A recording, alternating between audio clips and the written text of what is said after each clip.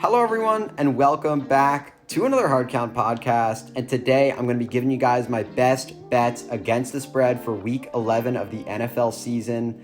And real quick before we get into it though, I just want to remind you guys to hit that subscribe button. It would mean a lot to me. But without further ado, let's get right into the video. And my first pick of the video is Green Bay at Indianapolis. I'm going straight to one of the biggest games of the week. I like Indianapolis -1 to cover the spread.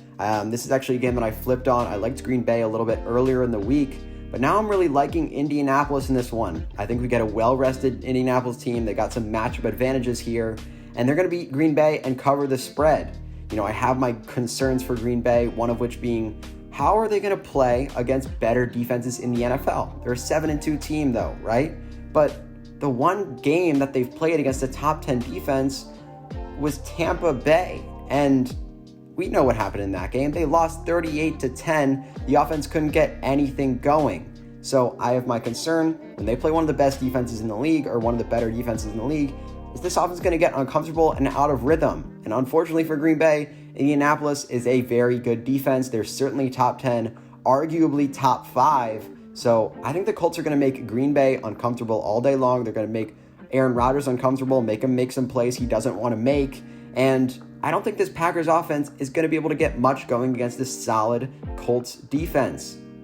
Now, what about another major weakness of the Packers? It's stopping the run. It's been an issue for their defense all year long.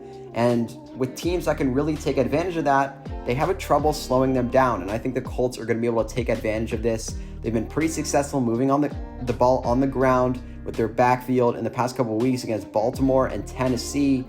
They were able to establish the run against those defenses were better than the Packers. And, you know, I don't think the Packers are going to be able to stop them from running the ball. So that's going to be a big issue for the Packers defense. And I think we're going to get a pretty comfortable Colts offense here. And we get Phillip Rivers in a dome. The weather conditions aren't a factor. He doesn't have the strongest arm. So when the wind is blowing, sometimes it's a little more difficult for the passing game to get going. But in a dome, that is not the case. They've done a good job getting the screen game getting involved with Nyheim Hines in the past couple of weeks. Good job getting the underneath passing game going. So I like this offense. And then, not to mention, this Packers defense doesn't force turnovers. They're second last in takeaways per game. And I think that's going to be big because when, turnovers, they change the pace of a game. And when the defense can't take the ball away, it's going to definitely favor the team that's taken the ball away. And that's going to be the Colts. Not to mention the Colts offensive line has been very good at keeping Phillip Rivers clean all year. So, as I said, a defense that doesn't force turnovers, very good offensive line in a dome. I just think that this Colts offense is going to get a rhythm. They're going to be comfortable. They're going to have a bit of success. And then one other thing to note that I think is just a little slight advantage here for the Colts is that the Packers pass defense is a little bit reliant on Jair Alexander. I mean, they've got some other guys in the secondary, obviously, but Jair Alexander is that guy that takes that number one out of the game, and that's a huge advantage for the Packers defense. However, the Colts, they're one of the best teams in the NFL at spreading the ball around. They don't have that true number one. So great, Jair Alexander is going to shut somebody down, but then they got another guy that's just as involved that's going to be getting the ball again. So just a small thing there, but I think it definitely could play a role in this game. So I like Phillip Rivers, this Colts offense. I think they're going to be comfortable in this game, while Aaron Rodgers and his offense are going to be uncomfortable. So I like Indianapolis to come out, win this game, cover the spread, 27-23. All right, my second pick is Miami at Denver. I'm taking Miami -4 in this game. And, I like Miami here as only 4-point favorites against the Broncos. I was a little bit surprised to see this line. And I'm taking the bait with this one. I'm going with the public. I'm taking Miami. And, I don't have too much to say here. I think we got two teams headed in completely different directions in this game. One team, Miami Dolphins, we know everyone's loving them right now. They've won 3 straight since Tua's become their starter. They're 6-3, while the Broncos, they've lost 2 games in a row pretty handily and are now 3-6 with their playoff hopes slipping away if they're not already gone yet. So, my first thing, Miami, they have much more to play for than Denver. As I said, the Dolphins are 6-3. They've got to keep pace with the Bills in the division. The Bills are on bye this week. They can tie things up in the division race, which would be huge. They can't really afford a loss in this game. Meanwhile, Denver, as I said, is 3-6. a loss, their season's already over. They're looking towards next year. They've had too many injuries. Their season's done. So I like Miami, a much more motivated team here. And then we also see Drew Lock, who's not going to be 100% after he got hurt against the Raiders last week. So I think Brian Flores, this defense, is going to take advantage of that. They're going to call another great game, really make this Broncos offense, Drew Lock, who's not fully healthy, struggle in this one. They're not going to be able to put up points. And, going back to the motivation, I think this Dolphins team still has an agenda. They're still trying to prove people wrong. They're legit. They want to show that to people. And I don't think they're slowing down here, pumping the brakes for this Broncos team when they still got a lot to prove to a lot of people. So I think they're going to roll over the Broncos here. So again, I don't have too much to say.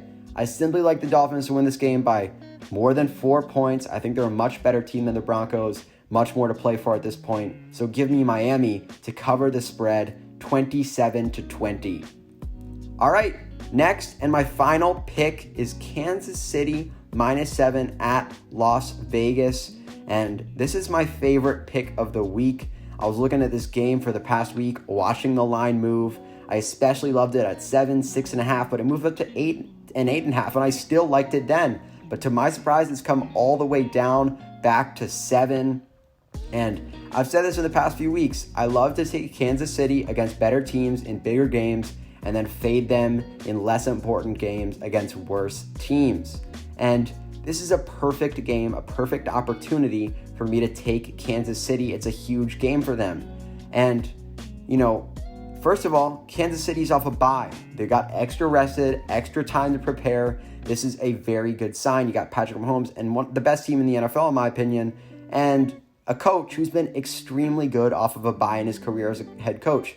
Andy Reid's been in the league for a while. He's been a head coach for a while, and he's 14-7 against the spread off of a bye, which is very important. And this is a very important game.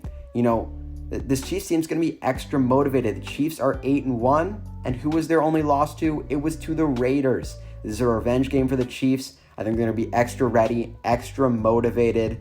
And just to add on to it, I don't know how much of an impact this is going to make, but this was a story earlier in the week about how the Raiders took a victory lap around the Chiefs Stadium after they won the game a couple weeks ago, and Andy Reid did not like this. We got some tension between the two teams, and when there's tension, I'm taking the better team to come out and stomp on the other team. So the Chiefs are the superior team in this one. I think just adds some fuel to the fire. So, they're going to be extra motivated, and I usually don't love to lay so many points. I'm laying 7 here against a good team like the Raiders especially, but this is why I love the extra motivated Chiefs. They're not going to be afraid to pack on the points, keep firing, keep adding that total. I don't think they're going to take their foot off the gas pedal in this one, as we do see sometimes with the Chiefs when they get up a lot.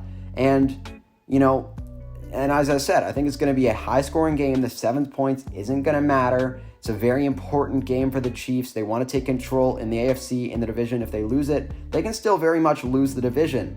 And, this is the second time they've played in primetime all year.